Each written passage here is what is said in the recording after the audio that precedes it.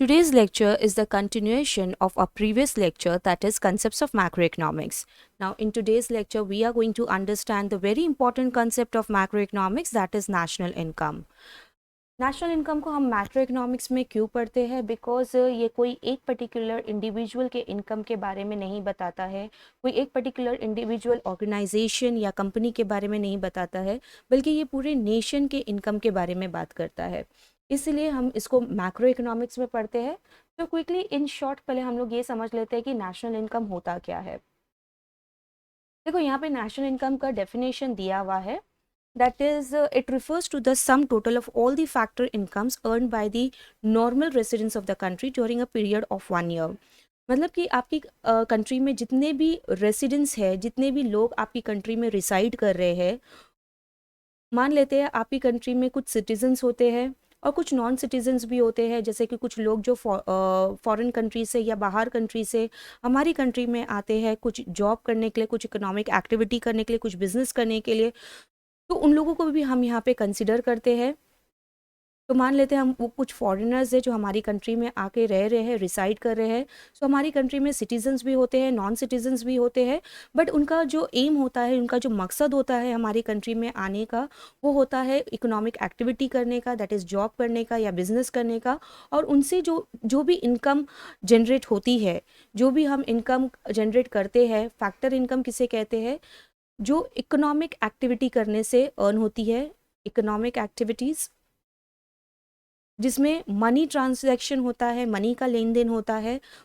तो वो एक्टिविटी करने के बाद जो इनकम जनरेट होती है पूरे साल में, अब ये कौन से साल की बात कर रहे हैं? ये फाइनेंशियल ईयर की बात करते हैं, दैट स्टार्ट्स फ्रॉम 1 अप्रैल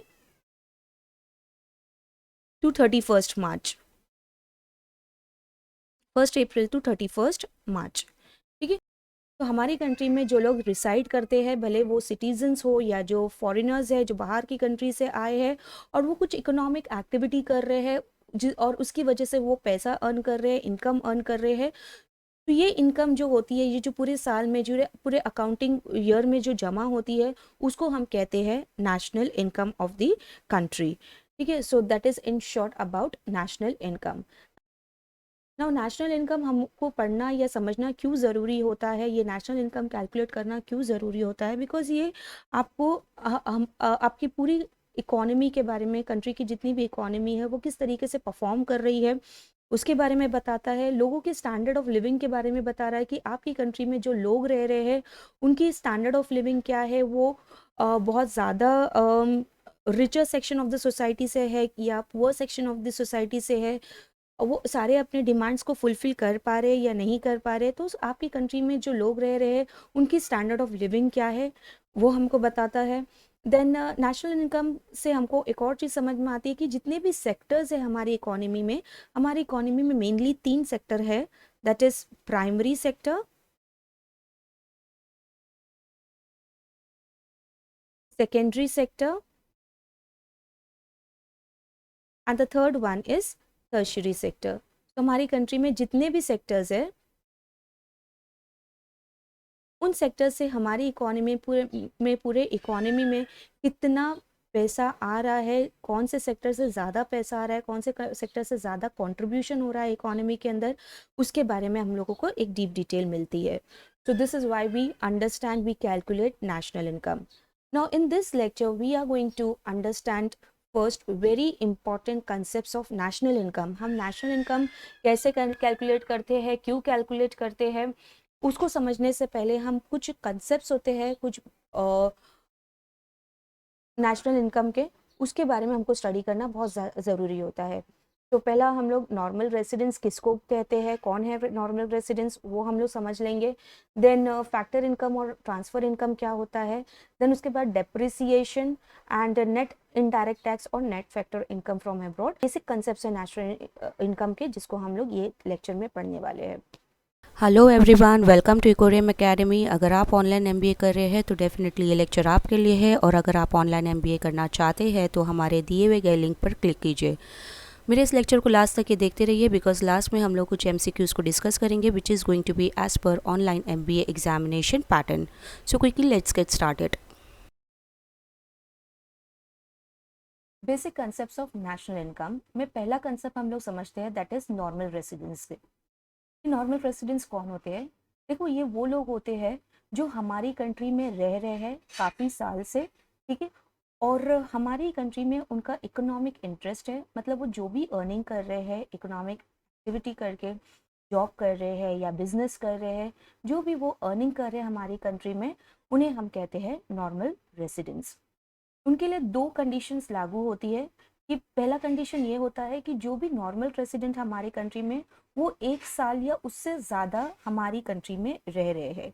यहाँ पे इसका मतलब ये होता है कि वो फॉरेनर्स या वो लोग जो बाहर की कंट्री से हमारी कंट्री में एज अ टूरिस्ट आ रहे हैं कुछ समय के लिए, लाइक हो सकता है वो कुछ हफ्तों के लिए आ रहे हैं या कुछ 2-3 महीनों के लिए आ रहे हैं, तो उनको हम नॉर्मल रेसिडेंस नहीं कहते हैं, ठीक है। कुछ गेस्ट होते हैं हमारे कंट्री के अंदर जो आते हैं कुछ समय के लिए, हफ्ते के लिए या कुछ दिनों के लिए, 15 दिन के लिए या 1 महीनों के लिए, तो उनको हम लोग नॉर्मल रेसिडेंस नहीं कहते। हम उन लोगों को नॉर्मल रेसिडेंस कहते हैं जो हमारी कंट्री में रह रहे हैं और कुछ ना कुछ इकोनॉमिक एक्टिविटी कर रहे हैं और उनको रहते हुए 1 साल से ज़्यादा टाइम हो चुका है। दूसरा कंडीशन ये है कि उनका इकोनॉमिक इंटरेस्ट जो हमारी कंट्री में होना चाहिए, मतलब वो हमारी कंट्री में ही अर्निंग कर रहे हैं, जॉब या बिजनेस, ठीक है। तो ये दो कंडीशंस लागू होता है नॉर्मल रेसिडेंस बनने के लिए। नाउ रेसिडेंस सिटीजन्स भी हो सकते हैं या नॉन सिटीजन्स भी हो सकते हैं। नॉन सिटीजन्स अगर है, देखो सिटीजन किसको बोलते हैं? जो बाय बर्थ अपनी कंट्री के अंदर रह रहे हैं उनको हम सिटीजन्स कहते हैं। और नॉन सिटीजन्स वो होते हैं जो बाय बर्थ हमारी कंट्री के अंदर नहीं रहते, वो कहीं बाहर दूसरी कंट्री से हमारी कंट्री के अंदर आ रहे हैं और उनका जो एम है वो हमारी कंट्री में आकर कुछ ना कुछ इकोनॉमिक एक्टिविटी लाइक जॉब या बिजनेस करना है, और वो हमारी कंट्री में मोर देन 1 ईयर रह रहे हैं, उनको हम रेसिडेंस ऑफ द कंट्री कह सकते हैं, ठीक है। फिर बहुत सारे इंडियन सिटीजन्स है जो बाहर की कंपनियों में काम करते हैं, लाइक आईएमएफ हो गया या बैंक्स हो गए या बहुत सारे कंपनीज हो गए बाहर की कंट्रीज़ के, या फॉरेन एम्बेसीज जो हमारी कंट्री में रह रही है लेकिन वो फॉरेन एम्बेसीज है, फिर भी उसके अंदर कुछ हमारी कंट्री के सिटीजन्स है जो अर्निंग कर रहे हैं, जो जॉब कर रहे हैं, उनको भी हम लोग नॉर्मल रेसिडेंस कहते हैं। I think so normal residence क्या होता है ये क्लियर हो गया होगा। Next concept of national income के बारे में पढ़ते हैं यहाँ पे, दैट इज ट्रांसफर इनकम। देखो, जब भी हम इनकम की बात करते हैं तो इनकम मेनली दो टाइप से आती है आपके पास, दैट इज इकोनॉमिक एक्टिविटी करके। जब भी आप कोई भी इकोनॉमिक एक्टिविटी कर रहे हो, कुछ गुड्स या सर्विसेज प्रोड्यूस कर रहे हो या कुछ एक्टिविटी कर रहे हो इकोनॉमी में, उससे जो भी इनकम आती है उसे हम कहते हैं फैक्टर इनकम, जो कि अभी हम लोग ने पढ़ा है, okay.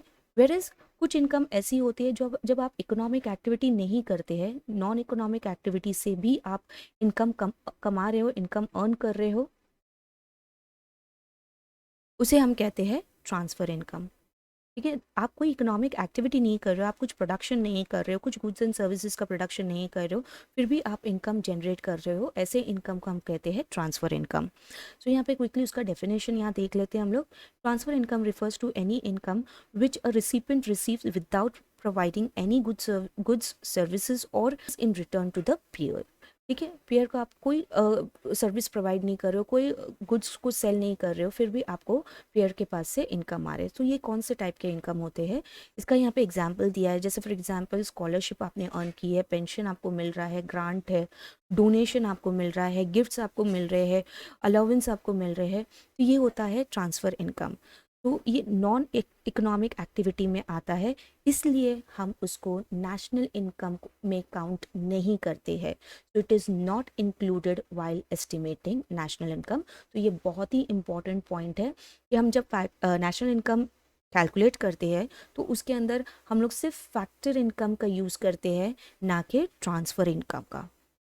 Let us understand the next very important concept, that is depreciation. Now depreciation, जिसको हम लोग नेक्स्ट दूसरे वे में कंजम्पशन ऑफ फिक्स्ड असेट्स भी बोलते हैं। तो इसको कंजम्पशन ऑफ फिक्स्ड असेट्स क्यों बोलते हैं? Let us take an example of car over here. मान लेते हैं आपने इस कार को परचेज किया 2010 में।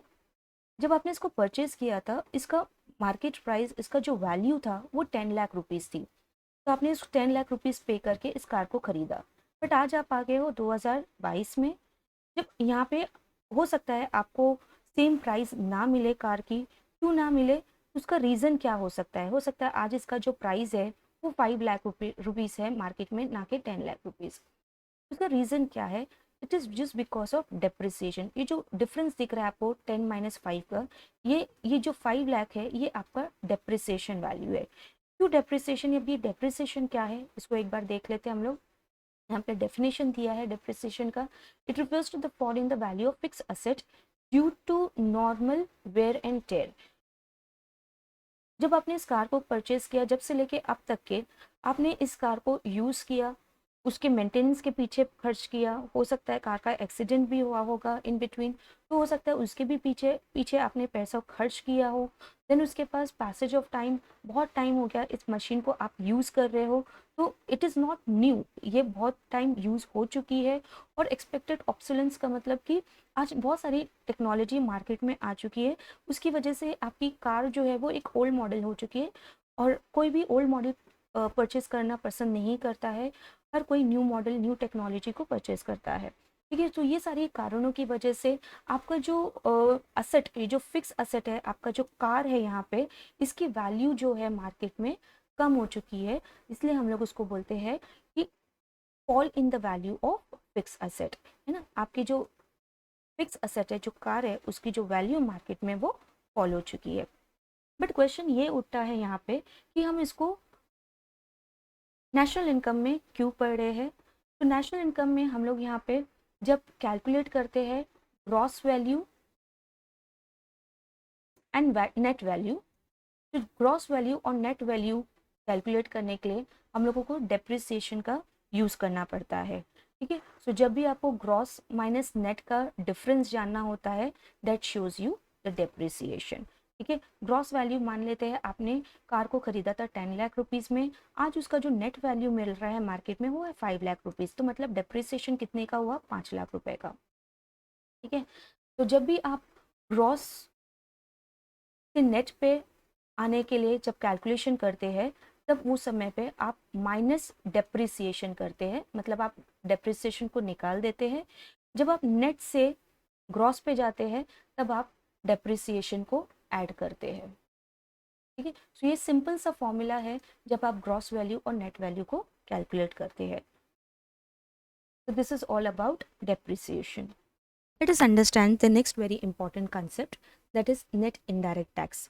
Now net indirect tax को समझने से पहले हम indirect taxes और subsidies को समझ लेते हैं। यहाँ पे indirect taxes क्या होते हैं? ये ऐसे taxes होते हैं जो हमको गवर्नमेंट को indirectly पे करना पड़ता है जब भी हम कोई commodity को प्रोड्यूस करते हैं या उसका सेल करते हैं मार्केट में। तो बहुत सारे indirect taxes होते हैं, जैसे excise duty, sales tax, custom duty, octroi, ऐसे बहुत सारे टैक्सेस होते हैं जो हम लोगों को गवर्नमेंट को देने होते हैं। ऐसा माना जाता है कि जो बर्डन होता है इनडायरेक्ट टैक्सेस का, वो डायरेक्टली कस्टमर को पे करना पड़ता है, वो डायरेक्टली कस्टमर के ऊपर आता है। क्योंकि जो एमआरपी होता है प्रोडक्ट का, जब आप कोई प्रोडक्ट को एमआरपी पे खरीदते हो, तो ये एमआरपी पे ऑलरेडी इंक्लूडेड रहता है, तो इसलिए कहा जाता है कि कस्टमर्स के ऊपर इसका जो बर्डन होता है वो डायरेक्टली आता है। आज हमारी कंट्री में ये इनडायरेक्ट टैक्सेस, ये डिफरेंट इनडायरेक्ट टैक्सेस नहीं है, बल्कि एक ही टैक्स हम पे करते हैं in the form of goods and service taxes, जो कि 21 जुलाई 2017 ऑनवर्ड्स हमारी कंट्री में इम्प्लीमेंट हुआ था ना। सब्सिडीज़ क्या होता है? सब्सिडी मान लेते हैं अपोजिट होता है इनडायरेक्ट टैक्सेस का, जहाँ पे हम लोगों को गवर्नमेंट की तरफ से कुछ हेल्प या असिस्टेंस मिलता है, जहाँ पे हमको गवर्नमेंट की तरफ से पैसे मिलते हैं in order to run the business. कुछ कंपनीज होती है, कुछ बिजनेसमैन होते हैं जिनको एक फाइनेंशियल सपोर्ट मिलता है गवर्नमेंट की तरफ से, वो अपना बिजनेस को अच्छे से रन कर सके। तो I think so indirect tax और सब्सिडीज क्लियर हो गया होगा। नाउ नेट इनडायरेक्ट टैक्स पे आते हैं हम लोग। नेट का मतलब क्या होता है? Difference, to find out the difference between indirect taxes और सब्सिडीज। नाउ यहाँ पे आपको एक पिक्चर दिख रहा है हेडफोन का, तो हम लोग हेडफोन के एग्जाम्पल से यहाँ पे नेट इनडायरेक्ट टैक्स को समझते हैं। देखो, जब इस हेडफोन को मैन्युफैक्चर किया गया, तब इसका जो फैक्टर कॉस्ट था, जब इसका एक्चुअल कॉस्ट था जो भी कॉस्ट ऑफ प्रोडक्शन था इसका, वो ₹500 था। मान लेते हैं इस हेडफोन पे इनडायरेक्ट टैक्स जो गवर्नमेंट की तरफ से लगे हैं वो है 10%, और कुछ सब्सिडीज जो गवर्नमेंट की तरफ से हमको मिली है वो मान लेते हैं ₹20 हमको कुछ सब्सिडीज मिल गई। ठीक है, सो 500 का 10% विल बी ₹50। तो 50 क्या हो गया, ये आपका इनडायरेक्ट टैक्स हो गया, और सब्सिडी जो गवर्नमेंट की तरफ से आपको मिली है। तो इनडायरेक्ट टैक्स यहाँ पे क्या हो गया, NIT which is equals to IT indirect tax minus subsidies. तो यहाँ पे IT कितना हुआ, 10% of 500 that is 50, minus subsidy government की तरफ से आई कितनी थी हमको, ₹20। ओके, सो दोनों का डिफरेंस मिलता है दैट इज ₹30। तो यहाँ पे फैक्टर कॉस्ट में इस ₹30 को ऐड किया जाएगा, जिससे हमको मिल जाएगा मार्केट प्राइस। तो market price of this headphone हो जाता है ₹530।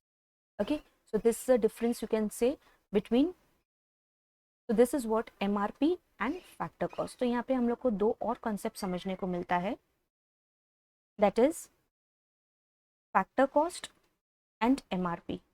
जब भी आपको फैक्टर कॉस्ट कैलकुलेट करना होगा MRP से, तो आप क्या करोगे, फैक्टर कॉस्ट से MRP पे आने के लिए प्लस NIT करोगे, और जब भी आपको मार्केट कॉस्ट से फैक्टर कॉस्ट पे जाना होगा तो आप माइनस NIT करोगे। It is factor cost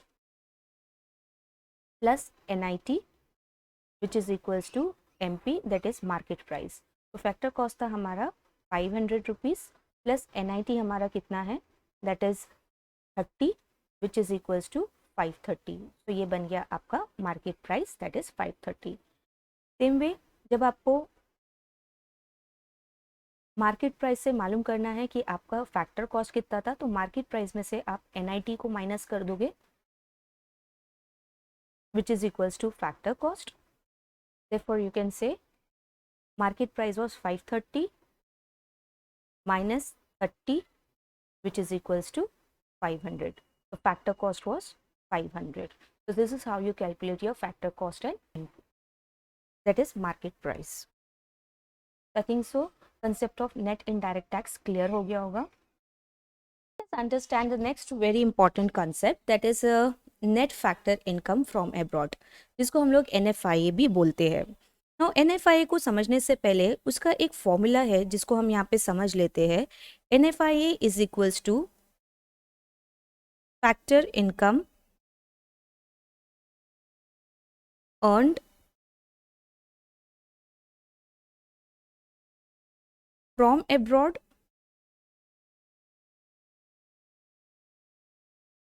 minus factor income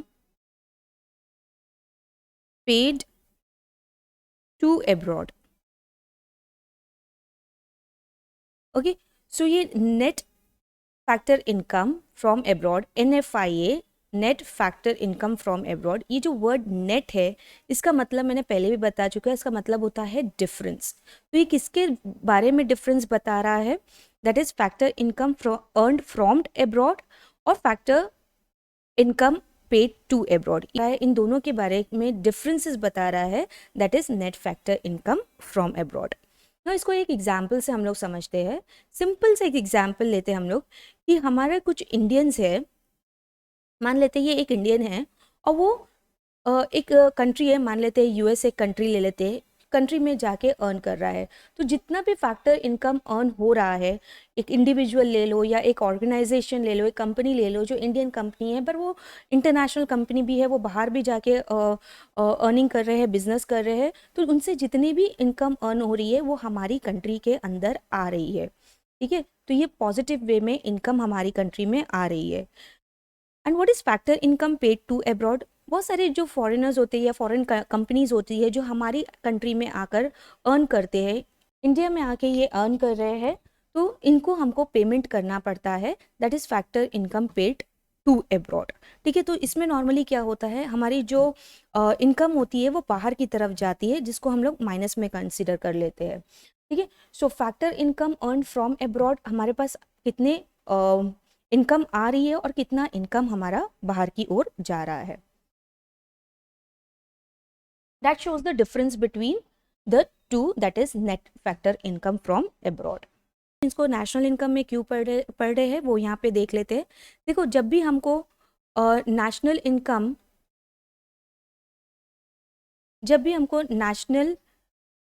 income से डोमेस्टिक इनकम जब कैलकुलेट करना पड़ता है तो हम क्या करते हैं, हम यहाँ पे -NFIA करते हैं. और जब भी हमको डोमेस्टिक इनकम से नेशनल इनकम कैलकुलेट करना पड़ता है तब हम करते हैं उसके अंदर ऐड, दैट इज NFIA. तो ये एक रीज़न है कि हमको ये एक बहुत इंपॉर्टेंट कंसेप्ट है, ये पढ़ना पड़ता है नेशनल इनकम में. इनकम फ्रॉम अब्रॉड के बारे में एक और चीज़ समझना ज़रूरी है कि जब भी हमारा factor income earn from abroad ज़्यादा होता है तब हम कहते हैं कि हमारा NFIA पॉजिटिव है. मतलब क्या कि supposedly factor income earn from abroad कितना आ रहा है, सपोजिंगली आप 2 करोड़ रुपीज़ आप अर्न कर रहे हो from abroad, but you are paying 1 crore rupees to abroad. Okay, so इसमें क्या होता है, आपको प्रॉफिट हो रहा है, मतलब यहाँ पे 1 करोड़ का आपको प्रॉफिट हो रहा है. सो यहाँ पे हमारा जो NFIA है वो पॉजिटिव है. वेरेस अगर आप अर्न कर रहे हो 2 करोड़ रुपीज़ लेकिन आप जो पेमेंट अब्रॉड कर रहे हो वो राउंड अबाउट 3 करोड़ है, तो उसमें क्या देखने को मिल रहा है कि हमारा नेगेटिव में आंसर जा रहा है. -1 करोड़ का हमको नेगेटिव अमाउंट मिल रहा है कि हमारा जो NFIA है वो नेगेटिव है. वेरस जब हम मान लेते हैं 2 करोड़ रुपीज़ अर्न कर रहे हैं और 2 करोड़ रुपीज़ ही हम लोग पे कर रहे हैं बाहर, तो यहाँ पे हमारा जो NFIA है वो ज़ीरो है, मतलब हमने कुछ भी अर्निंग नहीं की है. Okay, so NFIA is zero.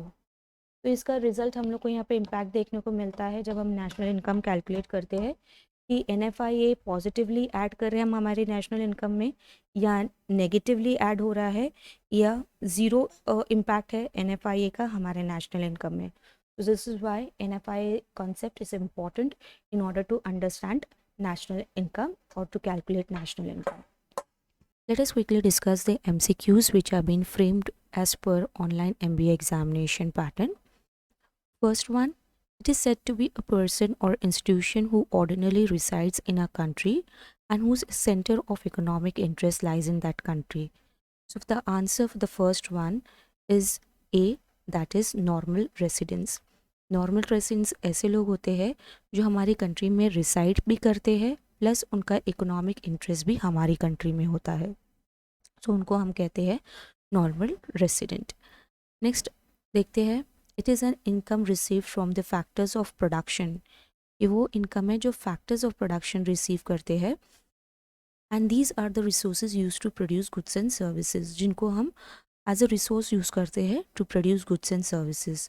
तो ये कौन सी इनकम है जो फैक्टर ऑफ प्रोडक्शन अर्न करते हैं, उनको हम कहते हैं फैक्टर इनकम, ना कि ट्रांसफ़र इनकम या नेट इनकम. क्विकली थर्ड देख लेते हैं, that is it refers to any income which a recipient receive without providing any goods, services or assets in return to the payer.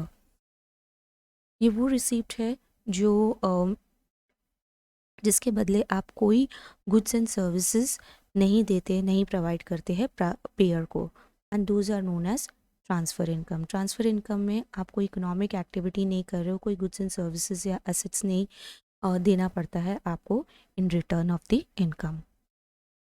So the answer for the third one is B, that is transfer income. Now let us see the fourth one. It refers to the fall in the value of fixed assets due to normal wear and tear, passage of time or expected obsolescence. तो हम इसे depreciation कहते हैं. Depreciation एक ऐसा term है जिससे हमको पता चलता है कि जो आपका फिक्स्ड असेट है उसकी वैल्यू फॉल होती है due to these three main reasons which have been given over here. The answer for the fourth one is B, that is depreciation. Next one, fifth one, taxes which are levied by the government on production and sale of commodities. जब government taxes implement कर देती है। जब भी आप कोई production करते हो या सेल करते हैं कमोडिटी को, तो उसको हम कहते हैं इनडायरेक्ट टैक्सेस। ओके, वो कोई आपके पर्टिकुलर नाम से या आपकी प्रॉपर्टी पे आपके डायरेक्टली ब्रांड्स के ऊपर वो टैक्सेस नहीं लगते हैं। वो टैक्सेस जो होते हैं, आप जो प्रोडक्शन बनाते हो, आप जो कमोडिटी बनाते हो और उसका सेलिंग करते हैं मार्केट में, उसको हम कहते हैं इनडायरेक्ट टैक्सेस, ना कि डायरेक्ट टैक्स, वेल्थ टैक्स ना कॉर्पोरेट टैक्स। डायरेक्ट टैक्स में ही वेल्थ टैक्स और कॉर्पोरेट टैक्स आता है। So the answer for the fifth one is B, that is indirect taxes. Now let us see the sixth one over here. It refers to the financial assistance given by the government to to an enterprise on the production of a certain commodity. ये ऐसा assistance है, help है या support है जो government की तरफ से मिलता है कमोडिटी बनाते हो, तो दैट इज़ सब्सिडी। सब्सिडी एक ऐसा टर्म है जिसको हम लोग एज अ फाइनेंशियल असिस्टेंस के लिए यूज़ करते हैं, जो गवर्नमेंट की तरफ से छोटे बिजनेस ओनर्स या इंटरप्राइज को मिलती है, so that they can run their business smoothly. तो उसको हम लोग डिस्काउंट या कैपिटल या लोन नहीं कहते हैं, उसको हम कहते हैं subsidy. The answer for the sixth one is B, that is subsidy. Now let us see the seventh one over here. 10% tax is imposed on the production of headphones with subsidy of rupees 30 on factor cost of rupees 750. Calculate NIT. यहाँ पे IT जो है वो कितना दिया हुआ है आपको, 10%। फैक्टर कॉस्ट दे दिया है आपको, दैट इज़ 750, और सब्सिडी आपको कितनी आई है, दैट इज़ 30। ओके, आपको कैलकुलेट करना है NIT। बहुत सिंपल है, NIT IT minus subsidy. IT आपको दिया है 10% of 750, that is going to be 75 minus subsidy 30, which is equals to 45. So the answer for the seventh one is 45. Now it is a difference between the factor income earned from abroad and factor income paid to abroad, that is NFA, that is net factor income from abroad. So eighth ka first one, that is A, is the answer. Now the last one, which among the following is indirect tax? Property tax, corporate tax, wealth tax जो है वो आपके direct taxes में आता है, virus sales tax जो है वो डायरेक्ट टैक्स नहीं है, वो इनडायरेक्ट टैक्स है। तो sales tax is the example of indirect tax. So अब तक के लिए इतना ही। अगर आपको मेरा ये लेक्चर पसंद आया हो तो please do like, share and subscribe my channel. Thank you.